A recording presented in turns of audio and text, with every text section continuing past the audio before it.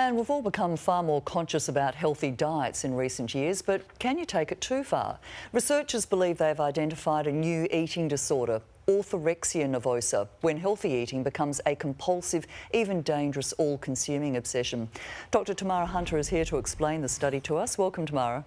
Hi there. What kind of problem behaviour did the research identify?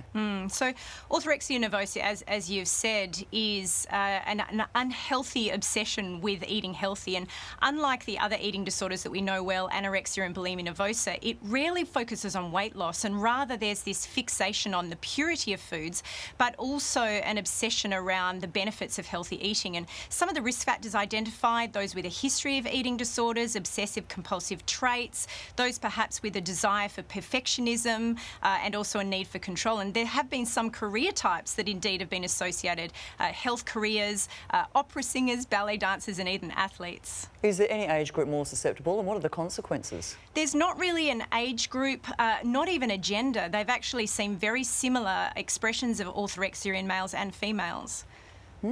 Well, certainly there is also a social media obsession with the ideal fit and healthy image. Is there any evidence that that might be contributing to this? Yeah, there definitely is, and particularly so over the last 2 years as we're driven more and more online. In fact, research has shown that Instagram, that platform, actually has the highest association with orthorexia nervosa, more so than the other platforms, where wellness influencers are using their status to promote good and bad foods and meal plans. Often companies are supporting this with sponsorship, and this just creates that drive towards this behaviour. You must cringe when you see that.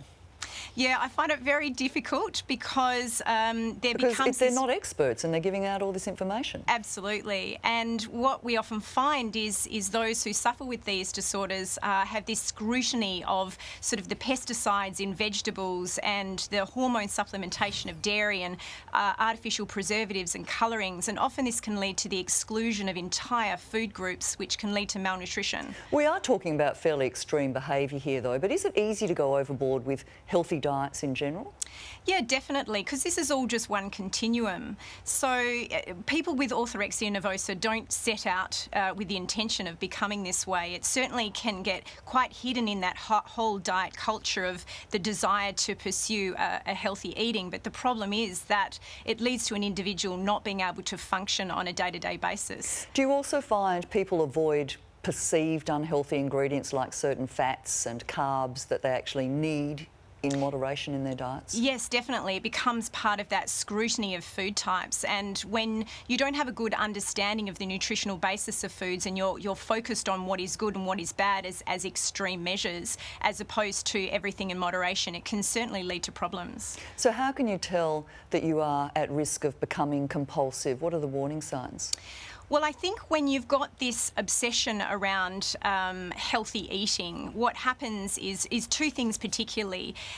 This pursuit of perfectionism in healthy eating, if that leads to an exaggerated emotional response, so for example, a sufferer actually breaking one of their own self-imposed rules around food leading to panic attacks or shame or fear, that's a problem. But also if their behaviours around food and eating impacts on their ability to socialise, go out with friends, but could even lead to things like reduced academic performance, we know that is a disorder. Dr. Tamara Hunter, thank you for bringing us up to date on Orthorexia Nervosa. Have a great Thanks, weekend. Monica. You too.